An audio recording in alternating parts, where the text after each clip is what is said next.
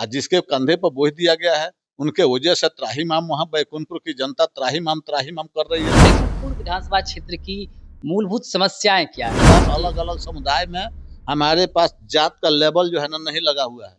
हर लोग हमारे साथ है, जो भी प्रतिनिधि लोग हैं उन लोगों के पास जात का लेवल लगा हुआ है। नीतीश जी की सरकार है और नीतीश सरकार के विरोध में भाजपा का पंथ। नमस्कार, सच एक्सप्रेस देख रहे हैं। मैं हूं आपके साथ संजीव सिंह। देखिए, चुनावी यात्रा के दौरान इस वक्त हम पहुंच गए हैं बैकुंठपुर विधानसभा क्षेत्र में और बैकुंठपुर में हमारे साथ बातचीत करने के लिए आरजेडी से संभावित प्रत्याशी प्रदीप यादव जी हैं, जो लगातार क्षेत्र में जनता के बीच जा रहे हैं, दुख सुख में भाग ले रहे हैं, लगातार पार्टी के लिए काम कर रहे हैं और चुनावी तैयारी में भी है। तमाम बिंदुओं पर विस्तार से बातचीत करेंगे प्रदीप यादव जी से। सबसे पहले सर, बहुत बहुत स्वागत है आपका। आपको भी बहुत बहुत धन्यवाद। क्षेत्र में लगातार जा रहे हैं, जनता के बीच जा रहे हैं, कितना प्यार जनता का मिल रहा है, कितना समर्थन मिल रहा है जनता का?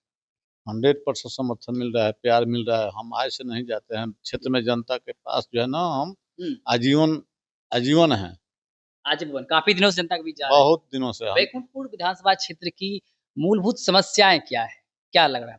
बैकुंठपुर क्षेत्र की मूलभूत शिक्षा चिकित्सा जो है ना, रोड पुल पुलिया, और हमारे यहाँ क्षेत्र की मूलभूत समस्या जो है ना, सबसे पहले राज्यपट्टी आज तक जो है ना, हमारे यहाँ से 30 किलोमीटर से लोग बैकुंठपुर लोग जाया करता है। तो मूलभूत समस्या वो हो गया कि वहाँ पर ब्लॉक बनना चाहिए और नगर पंचायत का चुनाव होना चाहिए बैकुंठपुर में और सिदोलिया में, और वहाँ से जो है ना एक सलेमपुर घाट बनना चाहिए, जिसको आज तक सभी लोग जो है ना वादा कर वादा से मुकर गए हैं।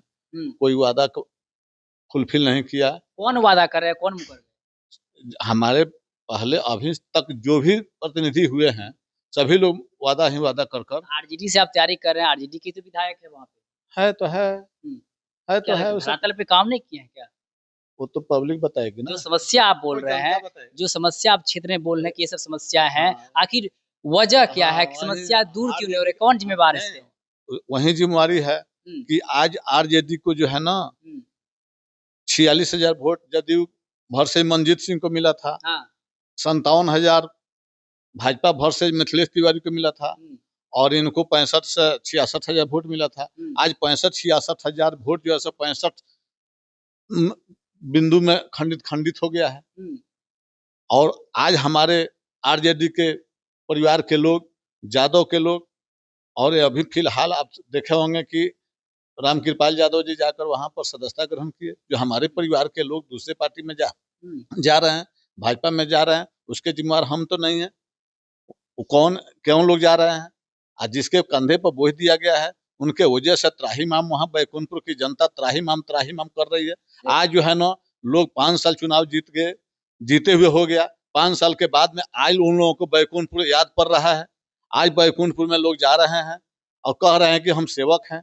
आरजेडी जीती हुई है फिर भी त्राहिमाम कर रहे हैं, आप फिर आरजेडी से ही आप तैयारी कर रहे हैं, तो क्या लग रहा है जनता तो एक बार विश्वास की लेकिन परिणाम नहीं आ रहा, तो आप पे कैसे जनता भरोसा करे? आप किस प्रकार से काम करेंगे? एकदम हम पर जनता विश्वास क्यों है? इसलिए कि जनता पहले भी बखूबी से जानती है हमारे विषय में। हमारे विषय में जानती है जनता। अगर हमारे ऊपर हमसे पहले जो भी प्रतिनिधि हैं उन पर दाग ही दाग है। दाग है, लेकिन हम पर कोई दाग नहीं है। अगर उन लोगों के विषय में हम दाग अगर गिनाना शुरू कर दें तो आप गिन नहीं पाइएगा। आपका एजेंडा क्या रहेगा? आप किस एजेंडा को लेकर चुनाव में जा रहे हैं, जनता के बीच जा रहे हैं? हमारा एजेंडा ये है कि हम आजीवन लालटेन रहे हैं। पिछले बार लालू जी ने हमको 2020 में हमको बुलाकर रोक दिए कि आप अब की बार रुक जाइए, जनता की सेवा करते हैं, आप आरजेडी परिवार के हैं, हम लोग बखूबी से जानते हैं। आप 25 में चुनाव लड़िएगा, उसके लिए उसी आधार पर हम जो है सो चुनाव की तैयारी, हम प्रमुख बने, हमारी पत्नी प्रमुख बनी 16 से लगातार हम जो है सो मेरी महत्वाकांक्षा उस समय से है कि हम विधायक के रूप। लालू जी का आशीर्वाद मिला हुआ पहले? एकदम 100% मिला। 25 में बोल दिए चुनाव लड़ना है? हाँ बोले हैं, हम जाते हैं बराबर। इसीलिए तैयारी कर रहे हैं? तैयारी कर चुके हैं, तैयारी में कहीं थी नहीं। लेकिन आप एजेंडा, हम आपसे बात हुई कि एजेंडा आपका क्या रहेगा? लालू यादव है, आजीवन हम आरजेडी में रहे, आरजेडी में रहने की वजह से आपको लोग चुने, आप विकास क्षेत्र में क्या करेंगे? हमारा जो है ना अलग जो है ना, आप जाइएगा अलग अलग समुदाय में हमारे पास जात का लेवल जो है ना नहीं लगा हुआ है। हर लोग हमारे साथ है, जो भी प्रतिनिधि लोग हैं उन लोगों के पास जात का लेवल लगा हुआ है। लोग कहते हैं कि जात का लेवल, एनडीए वाले कहते हैं कि वायम समीकरण को लेकर आरजेडी चलती है। तो वही समीकरण को, MY समीकरण को जो चौकीदार हुआ रहा, उसको बचाकर उस धरोहर को रखा रहता तो आज जो है सो नौबत नहीं आती। वही आदमी जो है सो कल के डेट में भी रामकृपाल यादव के यहाँ सदस्यता लिया था और आज तक उस सदस्यता ग्रहण इस्तीफा नहीं दिया, और उसके बावजूद भी आरजेडी के विधायक बनने के बाद भी हम तो कहेंगे कि भाजपा के सदस्य ही हैं।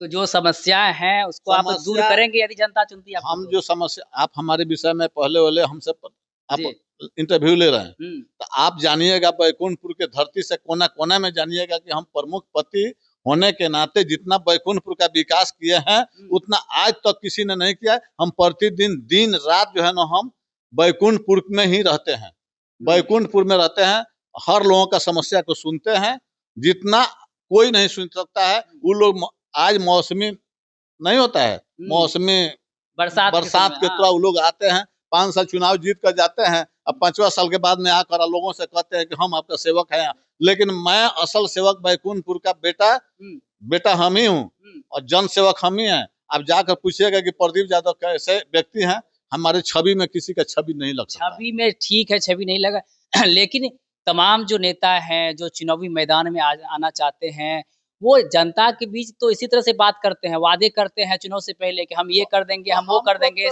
लेकिन फिर बाद में बदल जाते हैं। एक मौका जनता से मांगते हैं। हम आजीवन अपने वारिस के लिए, परिवार के लिए नहीं मांगते हैं। यहाँ पर जो हम जो चुनाव लड़ेंगे तो आप जीतेंगे, जनता का आशीर्वाद रहा तो मुझे जितना तनख्वाह मिलेगा वो तनख्वाह के उतना और मिलाकर गरीबों के बेटी बहू का शादी ब्याह कराएंगे और उनके माने नहीं होता है शिक्षा चिकित्सा, गरीब के बच्चे को हम फ्री ऑफ कॉस्ट अपना तनख्वाह का दुगुना मिलाकर उन लोगों को करेंगे। और विकास, रही बात विकास की राशि को, विकास की राशि जितना मिलेगा वह जो है सो गरीबों के नाम और वहाँ का कार्यकर्ता काम करेगा। ये नहीं कि मेरा बेटा और मेरा भाई वादे पे अड़े रहेंगे, एकदम कसम इस धरती की कि मैं अपने वादे से मुकर जाऊंगा। यह ऐसा वादा किसी कोई नहीं किया होगा जो मैं कर रहा हूँ आपके। अब फिर हमसे मिलिएगा और मेरे मुंह पर तौबा कीजिएगा कि आपने वादा किया और वादा से मुकर गया। आज तक जितने भी लोग हम बैकुंठपुर में हुए हैं वादा कर अब मुकर गए हैं, जो प्रदीप यादव कभी नहीं करेगा। जो प्रदीप यादव बैकुंठपुर में वादा किया है सो निभाया है। आज देख रहे हैं ना, आज देख रहे हैं कि अभी जो है ना वोट अधिकार यात्रा जो चली थी, कितना हुजूम चला हुआ था। आज जो है ना आपको कहते हैं कि आप असल मुद्दा से आप हमको पूछ नहीं रहे हैं, हमसे क्वेश्चन नहीं कर रहे हैं। यात्रा में भीड़ तो दिख रही थी, लेकिन वो भीड़ बदलेगा, वोट में तब्दील होगा, आपको लग रहा है? क्या वो लोग बेवकूफ था क्या कि इतना भीड़ लगाए थे? क्यों अपना काम धाम छोड़कर दिन भर और रात भर अपना लोग लगे हुए हैं, क्यों आए थे? यात्रा को लेकर तो खूब राजनीति हो रही है, कह रहे हैं कि महागठबंधन के मंच से गाली दिया जा रहा है प्रधानमंत्री जी को, बिहार बंद। असल मुद्दा आप बोले हैं। ये बताइए कि देश के प्रधानमंत्री और मुख्यमंत्री के मुख से जितनी गालियां दी गई है हमारे माननीय माता समान राबड़ी देवी को और सोनिया गांधी को, जितना उन लोगों के सम्मानित व्यक्तित्व के द्वारा जो गाली दिया गया, क्या हमारे नेता लोग गाली दिए हैं क्या? इंडिया गठबंधन के किसी नेता के मुख से आप गाली सुने हैं? लेकिन भाजपा के बहुत सम्मानित नेताओं के द्वारा गाली गलौज किया जाता है। संस्कार उन लोगों का यही सिखाया गया है कि गाली गलौज कीजिएगा तो लोगों का भीड़ होगा। आज दूसरे किसी को नंगे औरत के बलात्कार, नंगे औरत का किया जाता है, उस पर वो लोग क्यों नहीं बंद करते हैं बिहार? आज जो है सो बिहार में जो है सो आज नीतीश जी की सरकार है और नीतीश सरकार के विरोध में भाजपा का बंद है। चलिए, तो ये जनता ये सब चीज देख रही है, जनता सम्मानित समय जब देश के प्रधानमंत्री ही गाली देंगे, आम जनता तो संस्कार तो नहीं दे रहे हैं ना। उनकी माँ होती है। हम आप एक और बात सुन लीजिए, मेरी माँ 3 साल के थे हम तो मेरी माँ मर गई। उस माँ को हमारे विधायक ने गाली देने का काम किया है, उसके बावजूद भी मैंने कुछ नहीं किया। हमारी माँ जो है ना, उनके पिताजी को बेटा के समान मानती थी। हमारी माँ का, हमारे पिताजी का माँ का शादी 1948 में हुआ था और 67 में मेरा जन्म हुआ और 69 में मेरी माँ मर गई और उनके पिताजी को भी खिलाती पिलाती थी और देवर भौजाई का नाता रिश्ता था, माँ के समान थी। लेकिन उन्हीं का लड़का आज विधायक होते हुए भी मेरी माँ को, अपने माँ के को मेरी माँ के मैं तुलना नहीं किया कि उनकी भी माँ मेरी माँ है, तो मेरी माँ को गाली दे देना, ये तो संस्कार के ऊपर निर्भर करता है। इन सब मुद्दों को लेकर तो जनता बताएगी, जनता सब देख रही है। वोट के चोट से जनता कौन सही कौन गलत इसका फैसला करेगी। लेकिन अंत में बैकुंठपुर को लेकर के चर्चा कर रहे हैं, तो बैकुंठपुर की जनता को 2 लाइन में क्या मैसेज देना चाहेंगे चुनाव के मद्देनजर? बैकुंठपुर जनता को हम नम्र पूर्वक निवेदन करना चाहते हैं कि हम वादा जो कर रहे हैं, वादा के अनुसार मैं खरे उतरूंगा। मैं जो है ना ठेकेदारी नहीं करूंगा। मैं पैसा जो है सो सरकार की मिली हुई राशि को मैं अपनी सुख सुविधा को जनता के बीच वितरित करूंगा और जितने भी हम वादा कर रहे हैं, ब्लॉक से लेकर पुल तक और पंचायत चुनाव से लेकर नगर निकाय चुनाव तक, ये सभी वादा पर अगर खरे नहीं उतरेंगे तो आप हमको दूसरा का मौका मत दीजिएगा। बहुत-बहुत धन्यवाद बातचीत करने के लिए। तो देखिए हमारे साथ बातचीत करते हैं प्रदीप यादव जी, जो कि आरजेडी से संभावित उम्मीदवार हैं। बैकुंठपुर विधानसभा क्षेत्र से लगातार तैयारी कर रहे हैं और साफ-साफ कह रहे हैं कि देखिए जनता से हम अपील कर रहे हैं, जनता से वादे भी कर रहे हैं कि एक बार आप हमको मौका दीजिए, यदि आपके लिए हम काम नहीं करेंगे तो दोबारा हमें नहीं चुनिएगा। साथ ही साथ कह रहे हैं कि सरकार की तरफ से जो हमें पैसे मिलेंगे, वो पैसे हम नहीं रखेंगे बल्कि जनता में तमाम चीज़ पर वो पैसे खर्च करेंगे। बाकी और भी हमने कई सारे सवाल किए बिहार की राजनीति को लेकर के भी और बैकुंठपुर विधानसभा क्षेत्र की समस्याओं को लेकर के भी।